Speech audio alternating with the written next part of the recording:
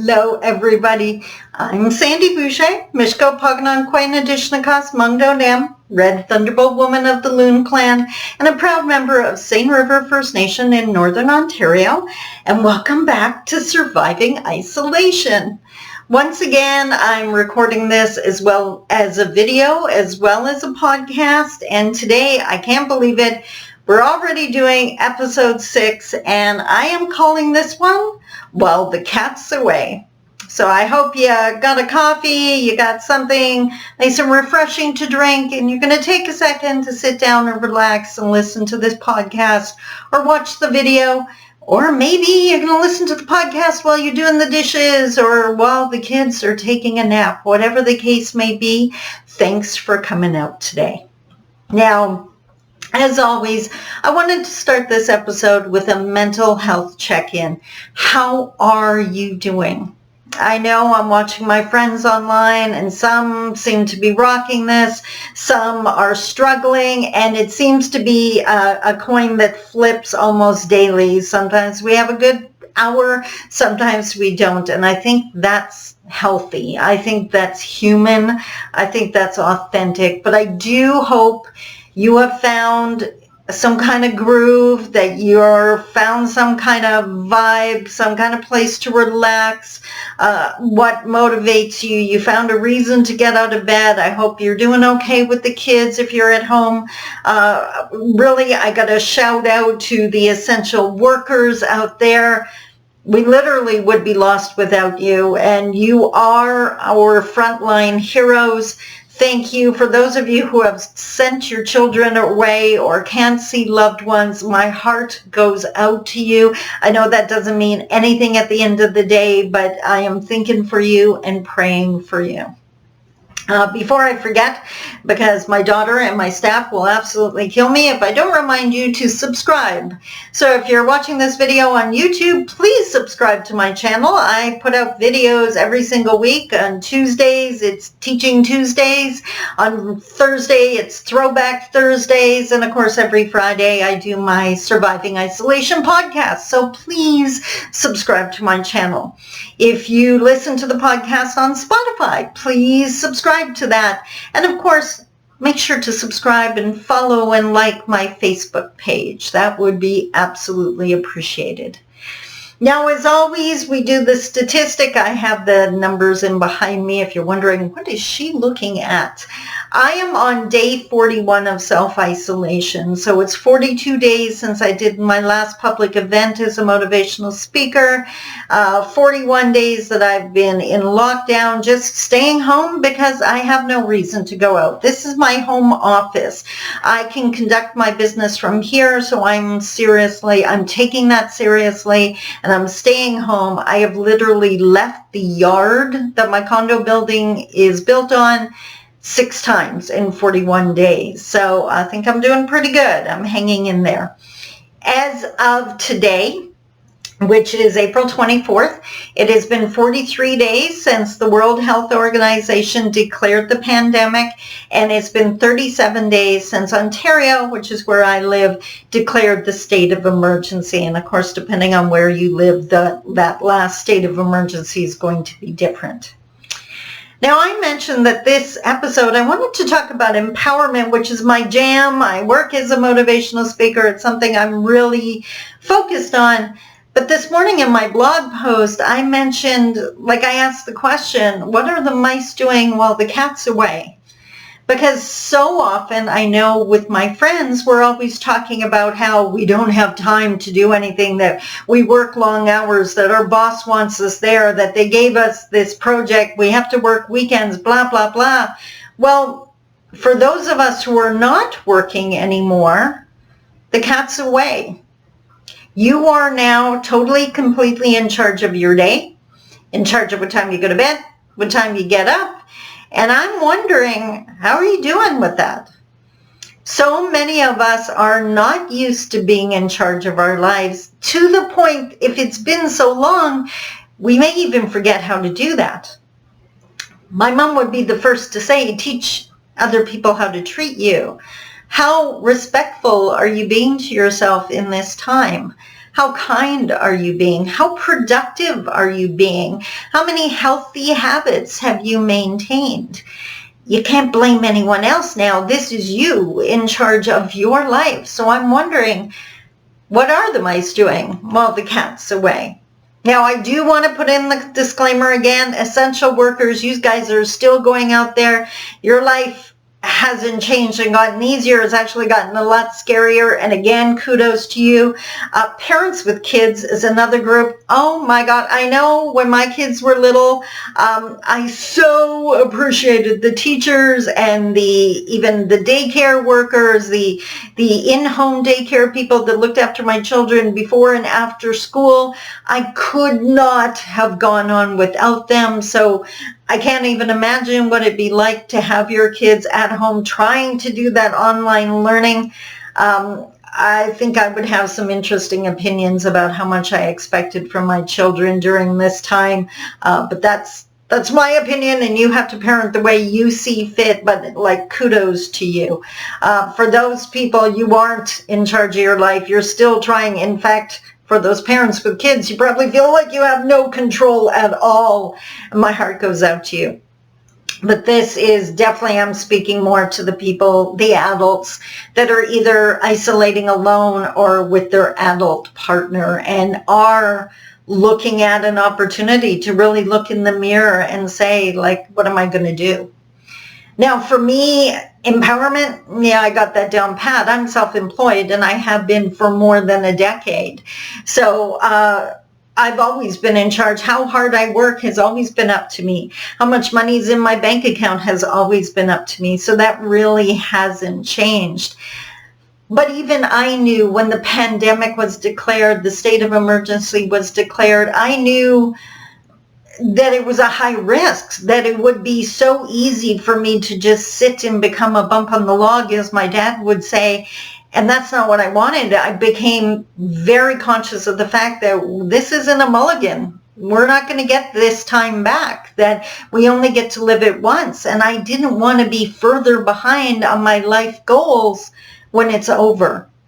So I decided, I made a commitment to myself, and I know I shared this in other episodes. On March 22nd, I made a declaration to myself, and I signed it, and I made promises to myself. I promised that I was coming out of this wiser. And just last week, I committed to reading a book a week because that's what the leaders in my industry do. And last week, I actually read 3 books because they were so amazing. And I am bound and determined I will have my book done by Sunday. So it'll be the second week success. Woot, woot. I decided I was coming out of this stronger, and I didn't mean stronger physically. I meant stronger as in more empowered, more in control, more self-determined. And I truly believe that is happening, and I'll share that in the What's Working section. I wanted to come out of this healthier, which meant daily exercise. That didn't work as well, and I want to share about that in the What Didn't Work. And I was going to come out of this happier. And I can honestly say that I am going to do, hands down, and it's for one specific reason. I'm coming out of this proud of me. I am really proud of how I've handled this, how I've shown up every single day, how I have my to-do list, how I am achieving things. I'm hitting the ground running as soon as this pandemic's done, and I'm actually going to be in control of a business that is even stronger. Up until now, all of my seminars were in person, which required a lot of traveling, and it also meant a lot of people couldn't attend my seminars if the day wasn't convenient or the location wasn't something that they could get to, or it was a closed event and they weren't even allowed to attend. Now, with my offerings being shifted into online options, everyone's going to be able to take them, no matter where they are, and you can take it at midnight. You can watch the video whatever time's convenient to you, whatever day is convenient to you, and it doesn't matter even what country you're in.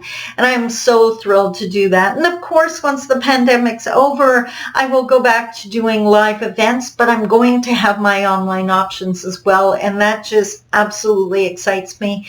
It was something I wanted to do and knew I had to do for the longest time, but the pandemic pandemic has given me the time to do it. And that's, I guess, what I'm encouraging you today. What haven't you had the time to do? Like clean out that closet or start that exercise routine, learn how to play guitar, write that song, write that book, whatever it is. Creator's giving you the time now. Take the time to honor this. Truth be told, and I believe this with every cell in my body, we could so easily find reasons to be unhappy.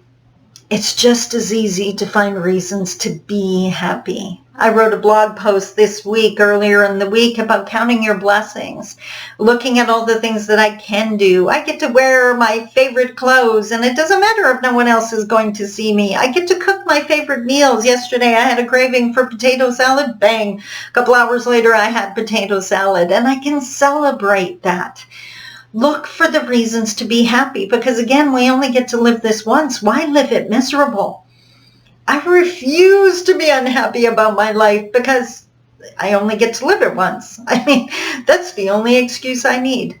For me, it is so easy to be happy. I have my amazing pen pal who I'm still enjoying communicating with after I finish this.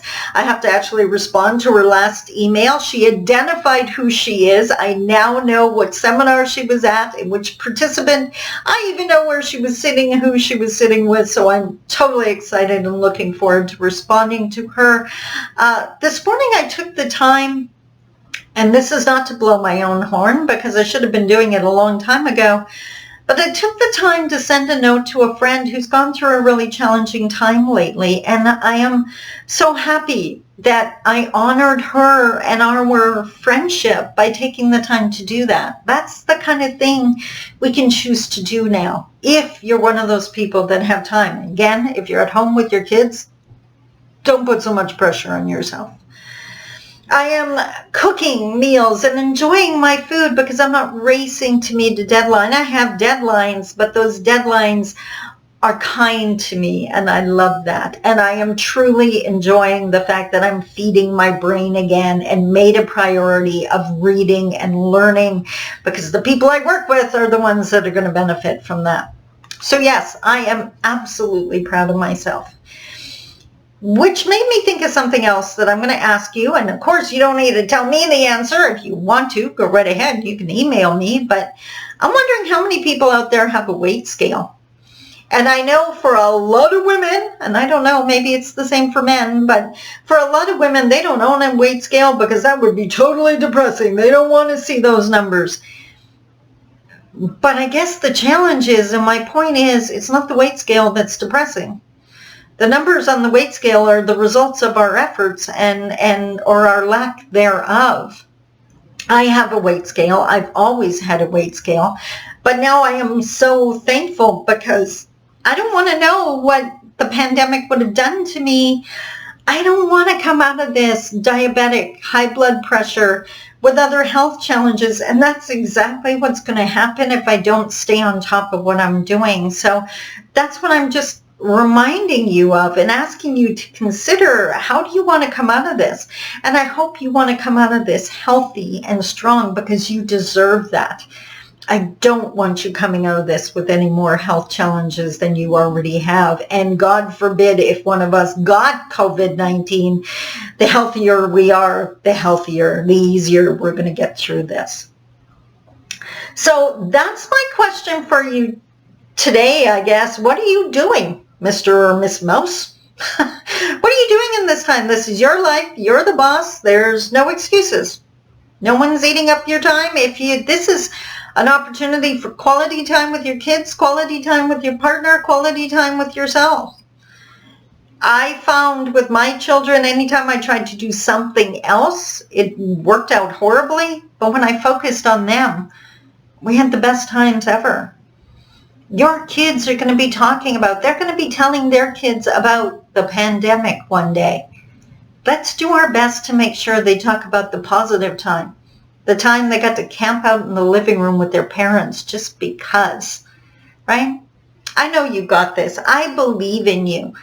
But I'm praying and hoping that you are acting, behaving, and making decisions to show the world that you believe in you too. You are going to get through this. Decide what's important. Personally, you shouldn't see my kitchen right now. Keeping my kitchen clean has never been a priority for me, but I'd much rather be doing a video with you than worrying about that. I'll get to it in time. It's not worth stressing over. It's not like anyone's coming over to see it, right? So we got to abandon those things that no longer work. We got to pick our puzzle pieces. What do we want our puzzle to look like? What's going to help us be happier? What's going to help our kids remember this time in a positive light? Now, what worked for me this week? Well, this is going to drive you guys nuts that are not into accomplishing things. I've always had my to-do list.